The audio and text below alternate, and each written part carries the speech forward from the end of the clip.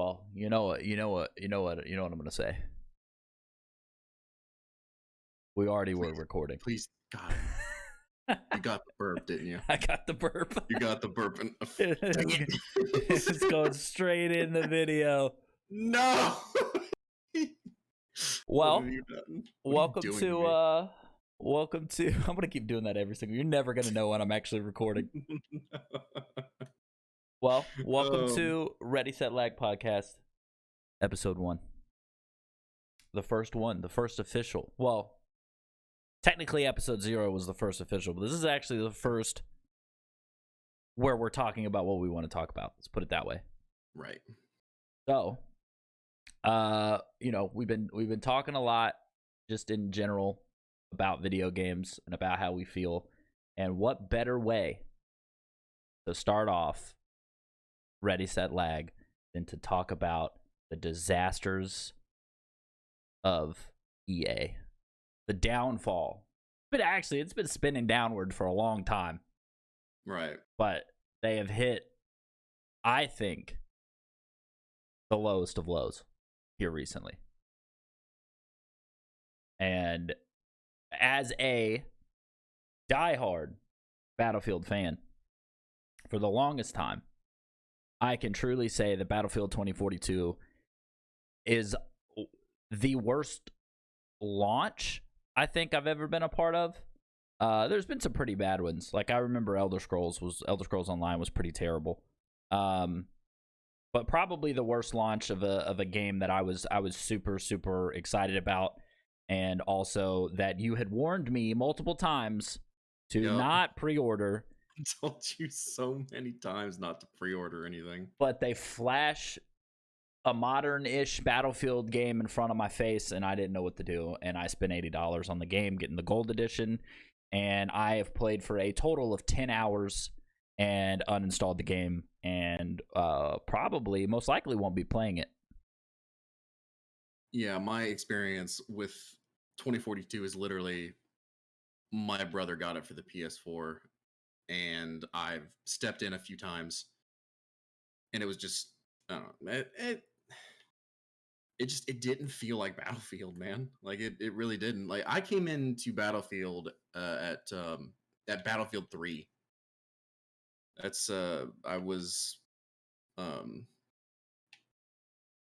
like it was back in high school.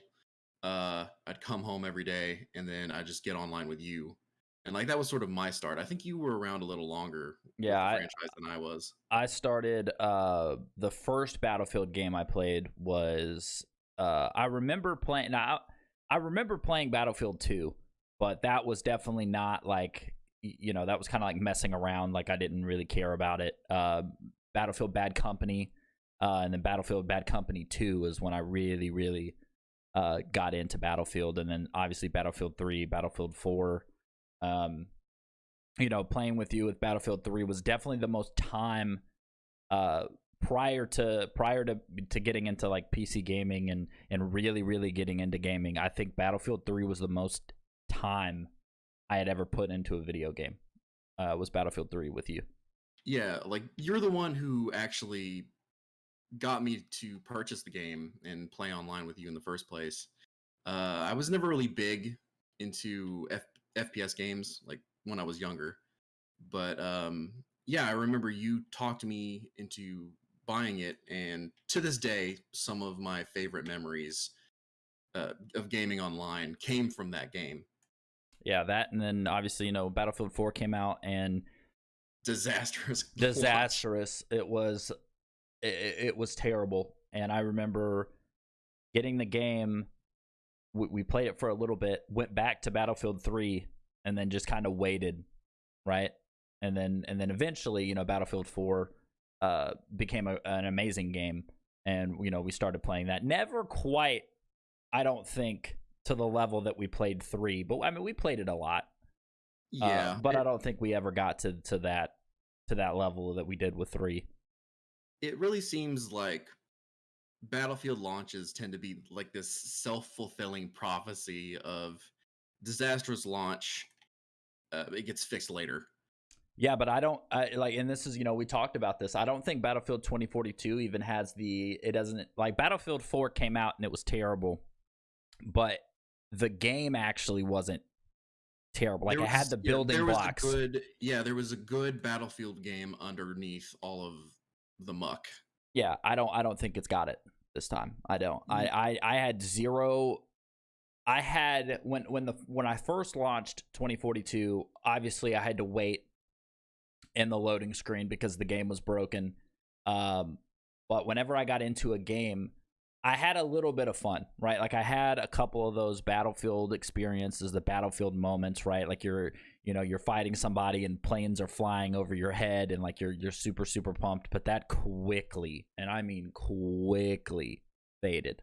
Like, I mean, it wasn't even a couple games in.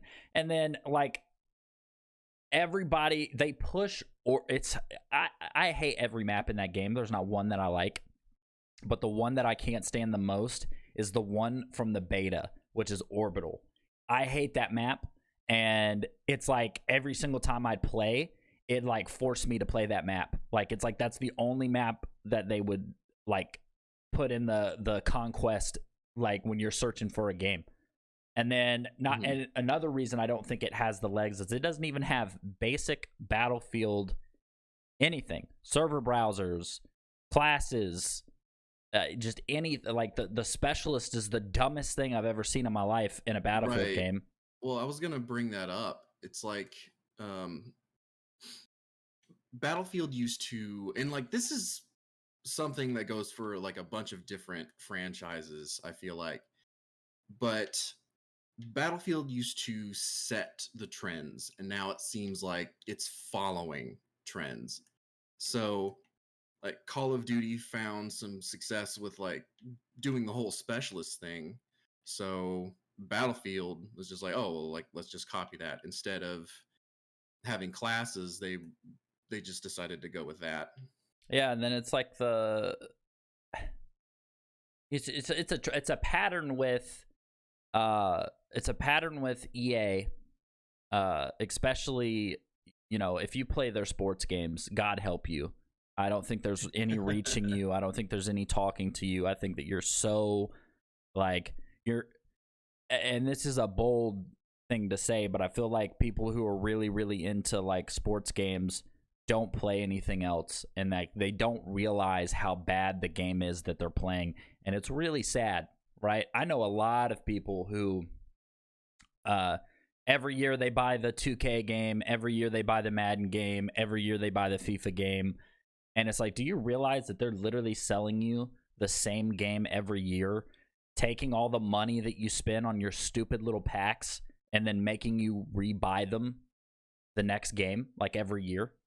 Like, so putting the sports games aside, which once again are garbage, and you should not be buying them, and you shouldn't be playing them, even no matter how much you like sports, right? Like, you should be bankrupting that whole industry of games to let somebody else make those games, but it's never going to happen. But EA's pattern is like, go all the way back to like Anthem, right? Which was, I will admit that when we played it, when it came on the Game Pass, right, I did have fun playing that game, right? Yeah. I felt like Anthem was an ambitious title, and it was something that, it was broken when, it was nothing that they promised. It was definitely broken. They had this just grueling grind of a game that just eventually, we beat the story, and we were just done. As heck. But the thing is when you actually play Anthem for the first time, you can actually see the amount of potential that game had, and I really wanted to see that potential be brought out, and I wanted it fixed, and I wanted it to do really well because it was really fun at first. It just eventually it got so repetitive. Yeah, it was the direction of that game. You read all the stories about Anthem of the devs, or who not even knowing what game they were making. Like, just the absolute like catastrophe of just the development process of that game. And then you have that, and then you have, Battlefield come out, and it's the same thing. And like Anthem, they said, oh, we're going to fix the game, and then they drop support for the game. The same thing's going to happen with Battlefield, right? They're not fixing this game, right? I don't believe, if it happens, great. I love Battlefield. I would really, really like a good Battlefield game to play, but I don't see it happening. I just don't see the foundation of that game. It's not there, in my opinion. Yeah, it's like what we said earlier. Is just underneath it all, it's not really a Battlefield game. No, and they like I said, they just didn't do it right. And like I said, I've said this before. I don't exactly know, in like the process of making a game, who decides what, right? Like I would love for somebody to explain that to me. Like actually, like I would really love like that to see how that whole process unfolds with either new IPs or an existing IP to make changes. Like I would love to see, like, if they're coming out with a new game, like who decides what changes to make? Is it the developers, or is it the, which we know of, the people who run those publishing companies who have probably never played a game in their life, don't know anything, and they decide things based on spreadsheets and numbers and not actually what a gamer would want. They think you don't, they say like sometimes like consumers don't know what they want until you give it to them. Most gamers know what they want. If somebody comes up with something new, right, and then they put it out there, then people like it, right? And then that I know that's like how they view it. Like, oh, they don't know, and then we put something out and they like it. It's like not with Battlefield, dude. Like everybody knows what they want in a Battlefield game. Yeah, well, and you and I have talked about this at length before, where whenever you find a formula that works, there's no reason to completely change that formula. Like you can improve it and make it better in some ways, but if you completely change it, then like to the point where you don't even recognize it anymore, you're going to lose out on those longtime fans. Well, that's like the Assassin's Creed stuff, right? Assassin's Creed was one of my favorite game franchises, and that's a whole other conversation about Ubisoft and how they're also just spinning just straight down. Like this is like it's this like past years of gaming have been these top like developers just falling in a pit of, I don't think they're ever going to be able to claw their way out, right? Like Ubisoft puts out The Division, and then they think every single game that they make is supposed to have the tiered loot and is supposed to be exactly the same. Enemies are bullet sponges, and just everything like that. Then they turn Assassin's Creed into like a tiered loot, like RPG style system, and it's like that's not Assassin's Creed, and that's why I stopped playing. Like I've not really played. I bought Odyssey, but I didn't really play it. Like the last Assassin's Creed game I really played was Origins. It's not to say that it's necessarily bad. It's not necessarily like the Assassin's Creed games are bad. It's just they're not Assassin's Creed games. That's like the big thing with Valhalla. Like people like that game, but it's not an Assassin's Creed game. Yeah, well, I played Valhalla, and literally the reason I decided to buy it was because I just wanted to play a Viking game. I didn't buy it for Assassin's Creed. I didn't do it for that. I literally just wanted to play a Viking game. But it's just, that's a good example of just completely changing the formula and dividing your fan base. A good example of having like a formula and then just improving on it, and I literally I can't sing its praises enough, but God of War, like the new one that came out, Still not beat it. I got it. Got the PS5, got God of War, so I'm really, really excited to because I had to play Ghost of Tsushima first, dude. That was definitely like I said, in my opinion, that's a 10 out of 10 game right there. Oh yeah, well, I'm sure we'll definitely talk about that game at length, but at some point, yeah. But Yeah, God of War is a good example. So like God of War has always been this hack and slash, like defeat the enemies, move on to the next area type of game. And what it is it's essentially the same thing. It's just the quality of storytelling is drastically it is improved with some new mechanics kind of thrown in there, and it feels natural. Like it feels like this is the direction that the franchise should have gone, and but like it stays true to its roots, but it feels fresh at the same time. Yeah, So it that's still something. feels like a God of War game, even though it's gone through like a lot of changes. Yeah, that's the I back to like the Battlefield thing about it is like that they could have done some. I said they could have literally taken Battlefield 3 or 4, right? Polish that thing up, right? Add like whatever they had to do. Us talking about a remaster, like make new maps and everything or whatever it is, and they could have put that game out, and I guarantee you everybody would have been happy, right? Hmm. It's like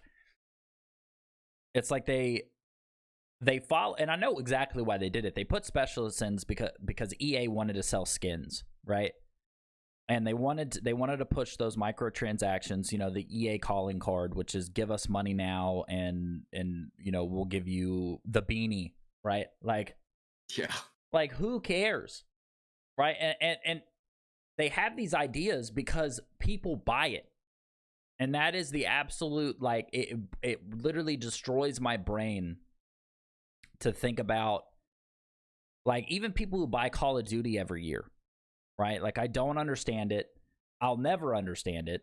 But they saw the money that Call of Duty was making with skins, and they were just like, well, we need to do that, right? Like we need to like look how much skins Apex sells. We need to put Yeah. that in a Battlefield game. Well, I don't understand how these companies can be so out of touch with their fan base, even though they like social media has made it really easy to effectively communicate, Yeah, to get right? ideas, to figure out what's Yeah. wrong or You what people don't can like. yeah, you can reach out to your core audience and really know what it is that they want. And yeah, like not every gamer is going to want the same exact thing, but yeah, like the communication is there. I so like honest to God, like what is the excuse of how out of touch they are? Is it that I they're out of touch, or do they just not care? I don't think studios like these bigger studios. I honestly at this point of trying to give I try to look at everything through the like the bigger picture of things, right? I might not like something, but that doesn't mean that it's wrong, right? So I Yeah. try to look at stuff like that. With Battlefield, in my opinion, they had that I forgot what meeting it was. Tom Henderson was talking about it, but basically like they blamed Halo. That's why Battlefield sucked.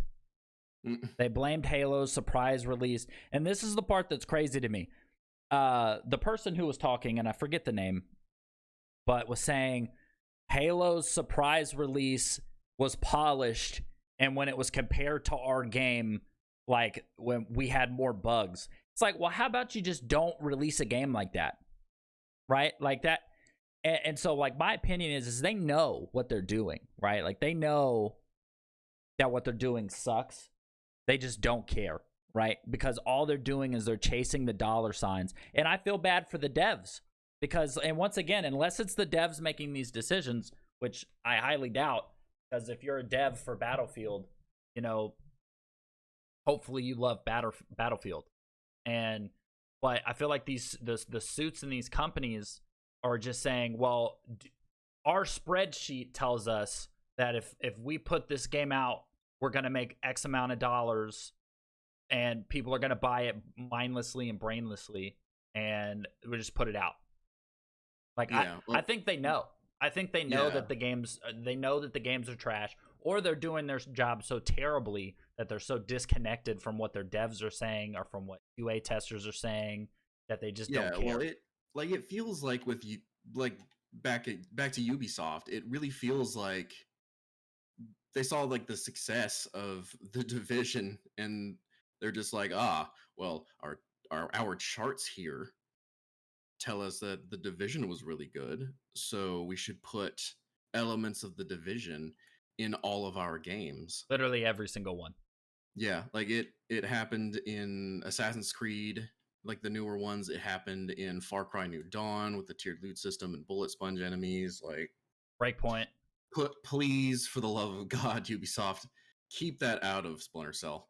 Like, Yeah, don't let that bleed into and Splinter Cell, that is a please. big fear. Like, honest to God, that's a big fear. Like, we both love Splinter Cell so much, and that is a Oh yeah. giant fear of mine. Is that they are going, either, and I know that there was that. Well, I'm not gonna say in the interview. They, I forgot exactly what it was, but they were talking about like this is a what did it say, a remake, or is it a remake or a remaster of the Splinter Cell game? Oh, it's supposed to be a full on like remake. They're going back, I think, Yeah, based on what I've read. I would not, I literally would not be surprised if, whenever that game comes out, pre-order now to get this legendary silenced pistol. Like, I don't, stop. Like, I don't want them to figure out like a way to make it into like a live service game. It doesn't need to be that. Um, it doesn't need to be an open world RPG with the tiered loot system and bullet sponge enemies. well, and it's, it goes back to like the thing where they said like linear games are dead, right? Yeah, Look at like God of War, look at like all these game Fallen Order, right? Like look at all these games that come out that if you're going by the logic of some of these game studios and these like suits and stuff, those games shouldn't have been successful, but they were because they're great, there was a right? lot of passion and love like put into them, and they weren't being greedy or anything. Like Ghost of Tsushima, there was like no uh there was nothing malicious in in game sales or anything like that. Yeah, Like Ghost it of was just Tsushima. I mean, it was an open world game, but it was very, very like story driven. yeah. Um, Well, I'm not. I mean, I'm just mean in terms of like being more consumer friendly. Like it found a lot of success even without all of the gimmicks and stuff that companies like EA will put into their games.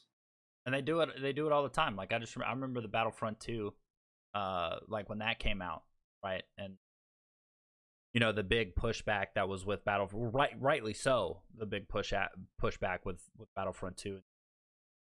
They went back and then they fixed it, but it's like, why even do it in the first place, right? And that was Mhm. like, I feel like a lot of these like bigger publishers and stuff, they push things out to see if they can get away with it, right? Like Right. they push stuff out to see like, oh, let's see if they buy this. Yeah. Well, And that's how. that's such a shady thing to do. Like you know exactly what you're. I mean, that's how they started sneaking microtransactions into games. It microtransactions only existed in like free to play mobile games for the longest time. And then was it like, what was it, Overwatch or like what? Like they just started implementing like loot boxes and stuff. Honestly, I think, And I don't even remember when this started because now it's just like an aspect of games. I remember when microtransactions got really, really big was like Fortnite. That's a free to play game.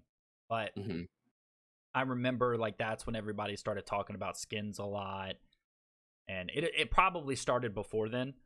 That was just like that's my first real like game that I can think of that had 'cause, I mean, even Battlefield 4, it might have been 3 that had the little shortcut packs. yeah, like it was just a very small thing at first, and now it's like this huge aspect in so many AAA titles now. And I'm Where not they have no I'm not even against microtransactions, right? I'm not like, as a I would love for them to disappear. right? Like I would love for microtransactions to go on, right? Mm-hmm. That's never going to happen. But I'm not against microtransactions being in a game as long as it does not affect either the gameplay, like it doesn't affect, somebody doesn't get an advantage for spending money, which is usually something that you only see in like mobile games or free to play games. But you know, the part that now you think about with these games is not that the microtransactions give you an advantage, it's that they make the games around the microtransactions. Right. So it's like you can still play the game and not spend money other than what you did to buy it, but like they make decisions based on if we like the specialist thing. Like they make decisions about those things to make money off of them later on. Like that's what I think they do. Not realizing another like once again, I don't know who makes these decisions, but if you wanted to sell skins in Battlefield, you could have by just doing class-based skins. So I like I said, I don't know who's making these decisions. All I know is that they're wrong. And I like I said, I still don't think I would love to go to one of these meetings about a game and just listen to whoever is making the decisions, who's ever blurting out these terrible ideas for the games that we love, and just being like, you're an idiot. Yeah. Well, I know that you and I have both like thought that the reason they really haven't come out with a Splinter Cell game in so long is because Ubisoft hasn't found a way to like monetize the crap out of it. I think they have ways to monetize it. They just know if they do it, if they overstep, then people's been waiting for a Splinter Cell game for when was Blacklist? 2011? Like 2013, I think. 2013. So, which granted that game didn't wasn't received very well because Michael Ironside wasn't in it. I still thought it was a halfway decent game. I enjoyed it. Like we played it a lot. But yeah, I think that's a big thing about it is they're just like, okay, like how can we do this and make the most money through microtransactions, but also not piss everybody off. Yeah, that's what I feel like they're doing. Not make our core fan base angry. Which, you know, when I think about it and I think about the state of games, it's definitely turned into push the game out, fix it later, right? Which is I said that the episode 0 I mentioned it, but that's like the big thing. And then studios that you love, right? Mm-hmm. CD Projekt Red, love CD Projekt. Cyberpunk, disastrous, right? And you try to give companies the benefit of the doubt, right? Like on some things, right? But that game wasn't ready. It was nowhere near ready. And then you know, luckily CD Projekt Red said, "Hey, we're going to fix it," right? And they've done a lot. Yeah, but like don't put yourself in that situation to begin with. Yeah, I feel like a big problem with some games is they're announced way too early. So there's this so like consumers are constantly just like, when are you putting this game out? We're getting really impatient. Yeah, and then they put it out and the game's broken and then they get pissed off that the game's broken. Yeah, well, and then the devs will like put themselves through like crunch to push this game out, and then it comes out not ready and it's like really broken. So that's definitely like one thing. It's like they announce these games way too early. When was Cyberpunk announced? Wasn't it like it was 7 years before its release, I think. Oh my god. Something ridiculous like that. Yeah, I don't understand. You know, I'm definitely on the side. Like I remember it might have been Battlefield. It was some game announced a delay, and like I tweeted it and I was like, man, I'm really upset that the game's delayed, but take your time. Right? Yeah. Like I would rather wait. Right? Like myself personally, I would rather like I might get upset that it's delayed, right? Like obviously because I'm really excited about a game, I might be like, okay, like whatever. But like, I would rather that game come out good. Yeah, Like, I feel like at most developers when they announce their next game, it should be within a year of being ready. oh yeah, for sure. Like that, yeah, like it shouldn't be li- what was it? Um I remember they announced Kingdom Hearts 3 and they were just like we've begun production. And I'm like, how long am I gonna have to wait for Kingdom Hearts 3 if they literally just started production? Yeah, it's like why And even? It's like it's the torture, man. It's torture to wait on something like that because I've been waiting for Kingdom Hearts 3 for like what, like 12 or 13 years. And now it's like, oh, it's now in production, and I had to wait a few more years. It's just that, like it should already be at the phase where it's like practically done and you're working out like the bugs at that point. it's almost like with games now, dude. They have to make the game and then they have to give them just to polish the game, right? Like Right. because it's like literally becoming like an epidemic of games coming out. Like, dude, think about Fallout 76, how absolute terrible that experience was. Couldn't even play it. Couldn't even play it. It's like why put the game out? It's 16 times the detail. It just works. yeah, okay. Like it makes no sense to me. And like I said, I would love, hopefully through this podcast, people reach out to us and who maybe work at studios who would clarify things for us, right? Yeah, Like who would give us, absolutely. Like, who would talk to us. Yeah, give us it doesn't even have to be, you don't even have to talk about a specific game, I would like right? to be walked through the process on how decisions are made. Yeah, I I would really want to know absolutely. I could sit down. I would love to do an interview like that. Of just sit down with the dev and be like, all right, who makes these decisions that leads to this outcome? because there's got to be somebody in the room, Yeah, right? like I feel like it has to be multiple variables. It can't just be like, oh, like just the executives are making these constant terrible calls. I Well, does feel like it has everybody to who be. makes those decisions, are they that dumb? Yeah, or is it like they're bad at their job? Is it like just pure, or do they know that it's a bad decision? But they just think about the Uh, dollar. yeah, they're just concerned about making money. It's sort of like a lot of movies nowadays. Like all they really have to do is come out with an amazing trailer for their film, and then they've already got butts and seats, and they've already made your money. That's what. Well, I mean, that's kind of like going back to Anthem, right? Hmm. They had that trailer, Hmm. and then the devs were like, oh, good to know. Good to know that's what we're shooting for. And like they had no idea. And it's like the what was it? What else was it? The oh my god, it was something about Ubisoft. It was something about the absolute travesty of games that have been coming out lately. Um anyways, I'll think about it later, maybe. But you know, as you guys can see on the screen if you're watching this on YouTube, we have to talk about, and we're going to make a video about this going a little more in depth about it. We have to talk about Dying Light. Hmm. Got to talk about it. This is we're going to have a segment in our podcast if we're playing a game, right? And you're most likely whatever game we're seeing is probably, or whatever game we're playing at that time, you're going to probably see on screen.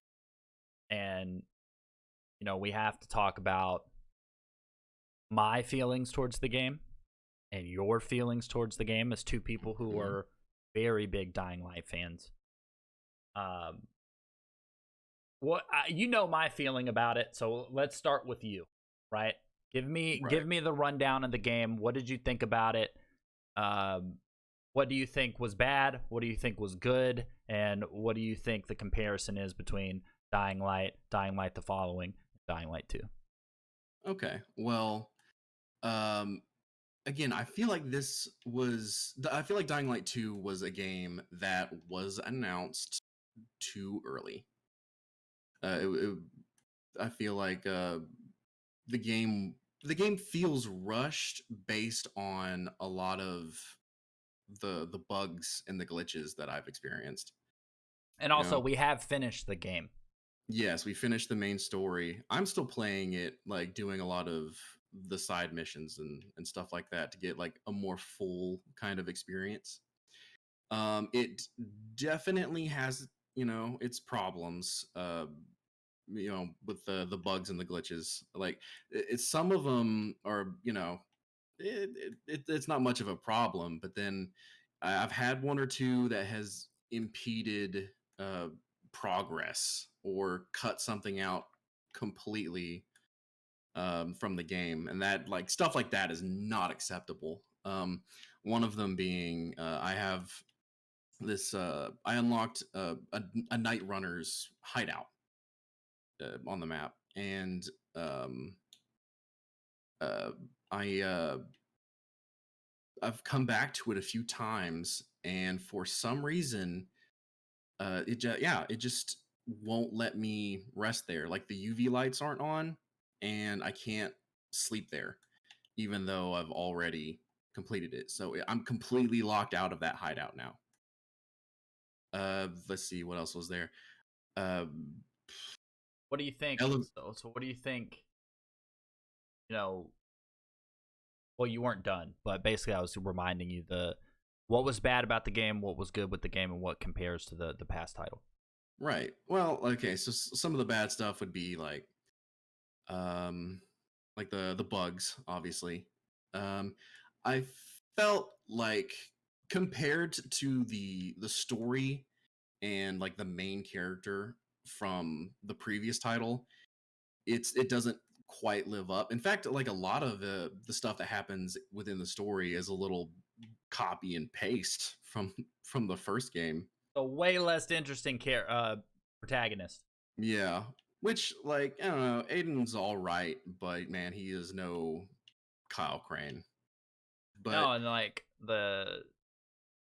well, I'll let you think because you know how I feel about yeah, um, so comparatively, Dying Light, the original Dying Light, is one of those games that I feel like set the trend, and Dying Light 2, in some ways it improves, some ways it stays the same, and other things it's a little worse. It's a mixed bag.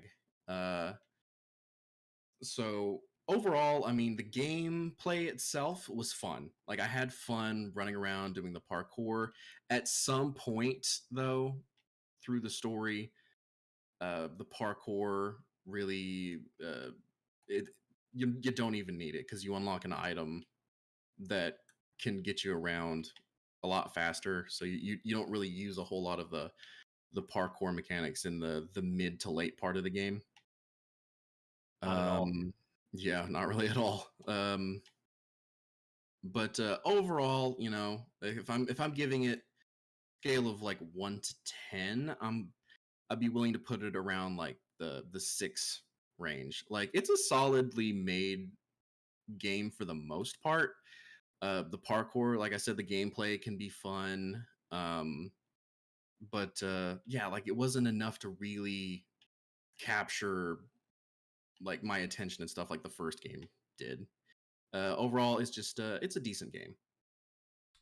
Oh, now on to me. All right. I did not like Dying Light. Um, there was parts in the game where I was very engaged and I was having a good time. And like you said, the running around, the only reason that the game was even slightly enjoyable was because of the graphics and because of the gameplay, like the parkour, which quickly fades because you don't use it anymore.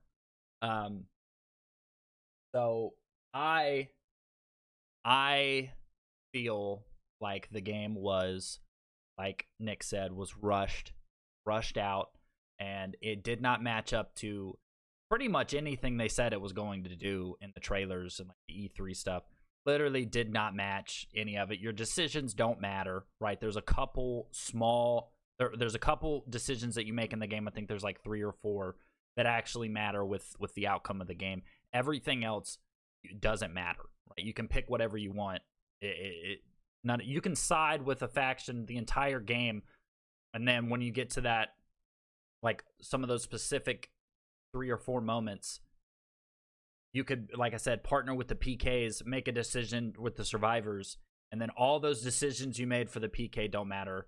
All the decisions you could have went against the survivors the entire game, none of it matters, right? So everything that they said in the trailer, I feel like it was a big downgrade from what they said it was going to be. I personally think it's a 5 out of 10. And I was talking to Nick about it Tuesday. I said the more I think about this game, the lower score I want to give it. Right? Like usually when a game comes out, like I ponder the game after I'm done and I have like an emotional reaction to whatever it is, and I blurt out a score, and I'd be like, that game was garbage.